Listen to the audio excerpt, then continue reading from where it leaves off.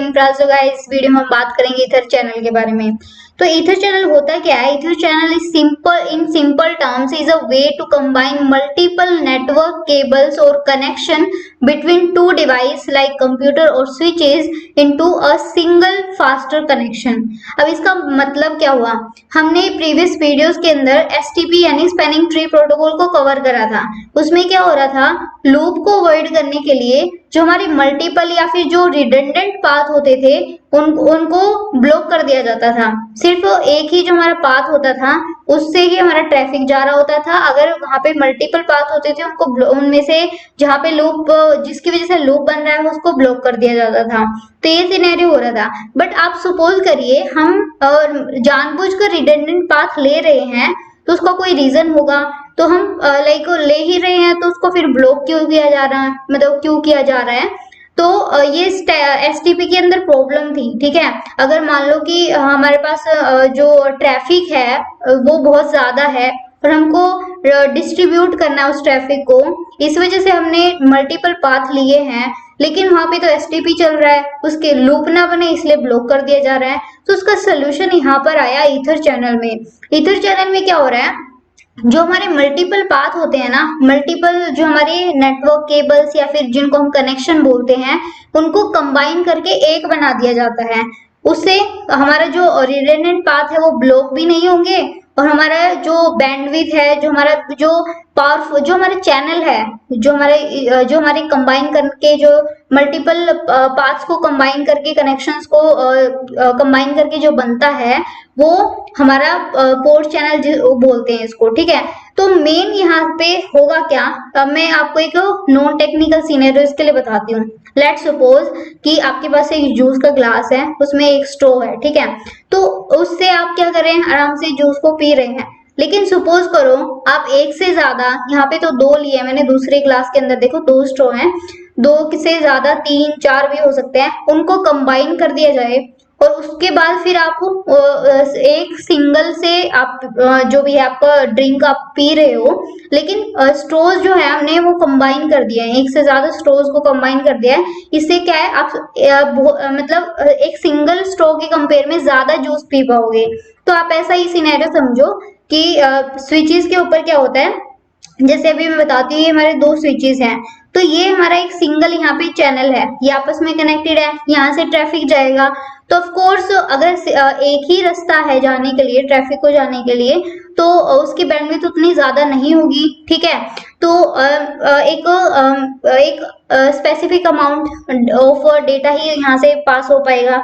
लेकिन अब सपोज करो एक और लिंक यहाँ पे स्विचेस को ऐसे कनेक्ट कर दें और इन दोनों ये कनेक्शन जो हमारे हैं, ये दोनों जो हमारी केबल्स थी, इनको कंबाइन करके हम एक लॉजिकल इंटरफेस से कनेक्ट कर दें या फिर लॉजिकली हम एक यहाँ पे चैनल बना दें। ठीक है, मतलब एक से ज्यादा हम चैनल को कनेक्ट करके एक सिंगल इंटरफेस या फिर सिंगल कनेक्शन या फिर सिंगल हम केबल बना देते हैं, जो कि लॉजिकली होगा।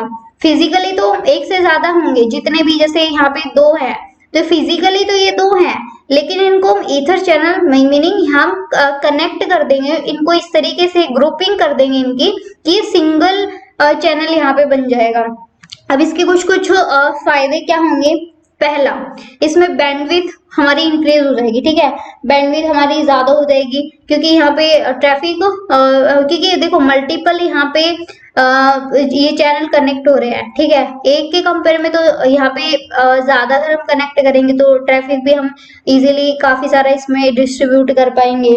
दूसरा, ट्रांसपेरेंसी आ जाएगी। ट्रांसपेरेंसी मीनिंग कि जो हमारा जो डिवाइसेस का मैक एड्रेस है, जैसे कि स्विच 1 और 2 आप देख रहे हो, तो उनका मैक एड्रेस वो आपस में सेम ही शेयर करेंगे। मीनिंग हम क्या कर रहे हैं, अगर हम ग्रुपिंग भी कर रहे हैं डिफरेंट मल्टीपल चैनल्स की, तो भी मैक एड्रेस सेम ही रहेगा। ठीक है, मैक एड्रेस सेम ही शो करेगा, मतलब लॉजिकली हो रहा है। ये सब चीजें हम देख नहीं पाएंगे, मल्टीपल यहाँ पे हमारे लिंक्स होंगे, उनको हम कंबाइन कर देंगे और ये लॉजिकली आपस में सिंगल चैनल बन जाएगा। ओके, फिर हमारा होता है फॉल्ट टॉलरेंस। अब इसका मीनिंग क्या होता है?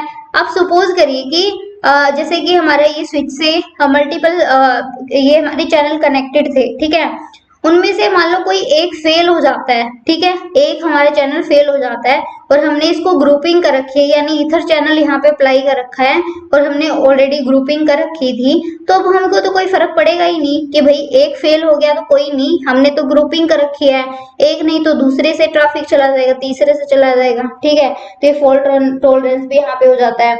और एसटीपी कंपेयर में यहाँ पे ये इनहेंस्ड भी हो गया, ठीक है, इनहेंसमेंट अपने आप ही हो गई। आप देख रहे हो कि एसटीपी में सीधा चैनल को ब्लॉक ही कर दिया जाता था ताकि लूप ना बने, तो यहाँ पे वो चीजें भी हट गई, तो काफी इफेक्टिव ये हो गया। स्पीड भी इससे इंक्रीज हो जाएगी क्योंकि ऑफ कोर्स यहाँ पे जो ट्रैफिक है हम डिस्ट्रीब्यूट कर पा रहे हैं डिफरेंट डिफरेंट चैनल्स पे, ठीक है, और दिखने में ये सिंगल ही इंटरफेस से कनेक्टेड होगा, सिंगल ही चैनल होगा, तो ये बेसिकली सिनेरियो होता है। और एक और चीज मैं यहाँ पे बताना चाहूंगी, मैक्सिमम यहाँ पे 8 पोर्ट्स को ही ग्रुप किया जा सकता है, ठीक है, मैं भी बता रही थी मल्टीपल चैनल्स को हम यहाँ पे ग्रुप करेंगे तो वो हमारा यहाँ पे मल्टीपल मैक्सिमम 8 पोर्ट होने चाहिए।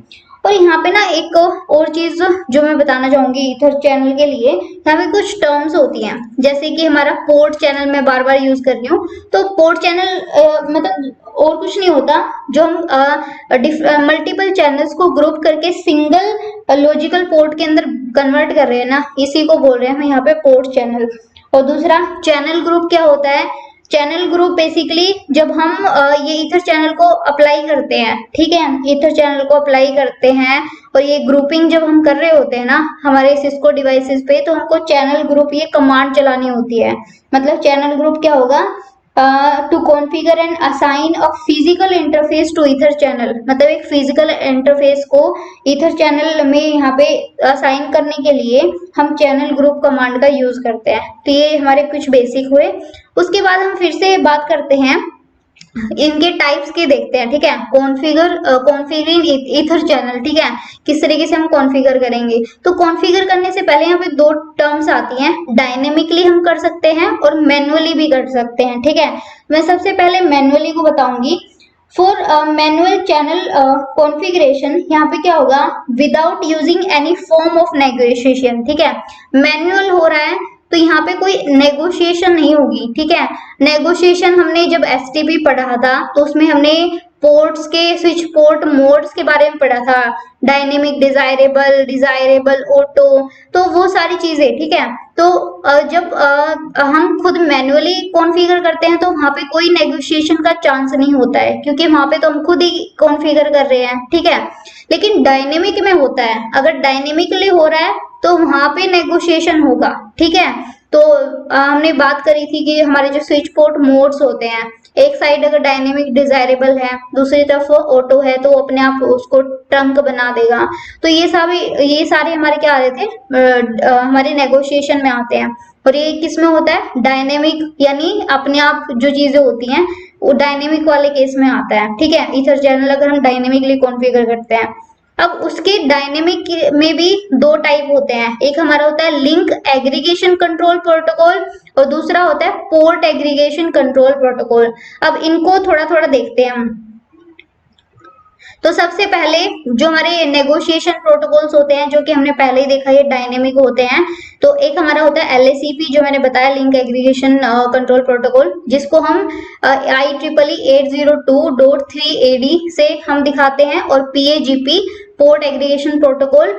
और जो हमारा LACP है इसके भी दो पार्ट होते हैं, पार्ट नहीं मोड कहेंगे हम, ठीक है। यहाँ पे दो मोड होते हैं, एक्टिव और पैसिव, एंड PAGP पे भी दो मोड होते हैं, auto and desirable. Let's see, तो पहले हम PAGP की बात करते हैं, पोर्ट एग्रीगेशन प्रोटोकॉल। ये हमारा सिस्को प्रोप्राइटरी प्रोटोकॉल होता है और इस पे 2 चैनल मोड्स होते हैं, एक डिजायरेबल होता है, एक ऑटो होता है। जो ऑटो मोड होता है ये जो होता है, ये does not start any packet negotiation, ये खुद से स्टार्ट नहीं करता है पैकेट नेगोशिएशन। हमने जब स्विच पोर्ट मोड्स की बात करी थी, जब हम एसटीपी की वीडियोस देख रहे थे, तो वहां पे मैंने ये सारे मोड्स के बारे में सही से बताया था। जब ऑटो मोड होता है तो ये खुद से कोई पैकेट नेगोशिएशन नहीं भेजेगा।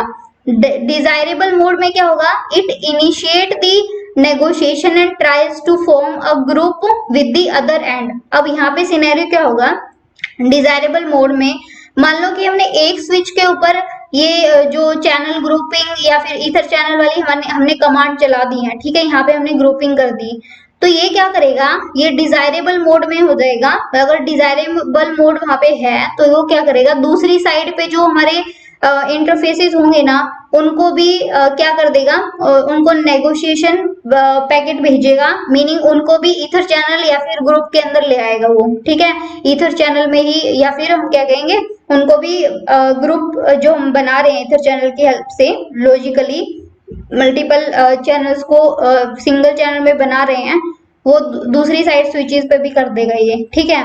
तो ये हमारा PAGP का सिनेरियो होता है। अब हम बात करेंगे LACP, ठीक है, लिंक एग्रीगेशन प्रोटोकॉल। ये IEEE ओपन स्टैंडर्ड प्रोटोकॉल होता है, मीनिंग इसको सिस्को प्रॉपर्टी या फिर किसी भी वेंडर डिवाइसेस पे यूज कर सकते हैं। और इसके भी दो मोड होते हैं, एक्टिव होता है, पैसिव होता है। एक्टिव मोड में क्या होगा, it initiate the negotiation and tries to form a channel group with the other end, meaning यहाँ पे नेगोशिएशन पैकेट भेजेगा और शुरू करेगा, ठीक है, यानी एक साइड पे जो डिवाइस है उस पे अगर एक्टिव मोड चल रहा है तो दूसरे साइड पे जो स्विच है या फिर जो भी डिवाइस है उसको भी क्या कर देगा, ईथर चैनल मोड में ले आएगा, ठीक है। अगर दूसरे साइड अगर कॉन्फ़िगरेशन नहीं हो रखी है, एक साइड ईथर चैनल की कॉन्फ़िगरेशन हो रखी है तो दूसरी साइड वो अपने आप नेगोशिएट कर देगा। पैसिव मोड में क्या होगा, it does not start link aggregation और पैकेट नेगोशिएशन, ये कोई लिंक एग्रीगेशन या फिर पैकेट नेगोशिएशन नहीं स्टार्ट करेगा, इसमें नहीं होगा। ओके, तो ये सारा हमारा था कि ईथर चैनल होता क्या है, और हम बहुत जल्दी हमारे नेक्स्ट वीडियो के अंदर इसके लिए प्रैक्टिकली कॉन्फ़िगरेशन देखेंगे। So that's all for this video, thank you guys.